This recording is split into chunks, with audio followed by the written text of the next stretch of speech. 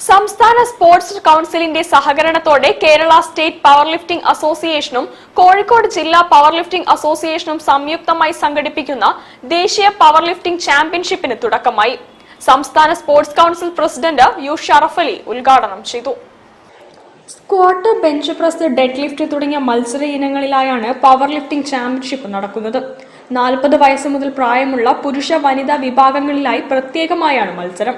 സംസ്ഥാന sports council president U Sharaf Ali ഉദ്ഘാടനം ചെയ്തു. അസോസിയേഷൻ രംഗത്ത് പല പ്രശ്നങ്ങളും ഉണ്ടെങ്കിൽ പോലും സ്പോർട്സ് കൗൺസിലും ഫെഡറേഷനും അംഗീകരിച്ച ഒരേ ഒരു സംഘടനയുള്ളൂ എന്നുള്ളത് കൊണ്ട് തന്നെ അംഗീകാരമുള്ള അസോസിയേഷൻ സംഘടിപ്പിക്കുന്ന മത്സരങ്ങൾക്ക് മാത്രമേ ആനുകൂല്യം ലഭ്യമാകൂ എന്നുള്ളതാണ്. മാസ്റ്റേഴ്സ് പവർ ലിഫ്റ്റിംഗ് ചാമ്പ്യൻഷിപ്പ് തീർച്ചയായിട്ടും വരും തലമുറക്ക് വലിയ പ്രചോദനം തന്നെയാണ്.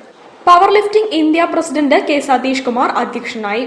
Secretary general P J. Joseph Arjuna, സംസ്ഥാന power lifting association president Ajith S Nair, secretary E Mohan Peter, treasurer Asif Ali, general convener Mithun Adadi തുടങ്ങിയവർ സന്നിഹിതരായിരുന്നു. 24 സംസ്ഥാനങ്ങളിൽ നിന്നുമായി 360 പുരുഷന്മാരും 180 വനിതകളും മത്സര രംഗത്തുണ്ട്. ഇൻഡോർ സ്റ്റേഡിയത്തിൽ പുരോഗമിക്കുന്ന ചാമ്പ്യൻഷിപ്പ് ഈ മാസം 7-ന് സമാപിക്കും. News bureau, Kozhikode. ഛത്തീസ്ഗഡിൽ തടവിലാക്കി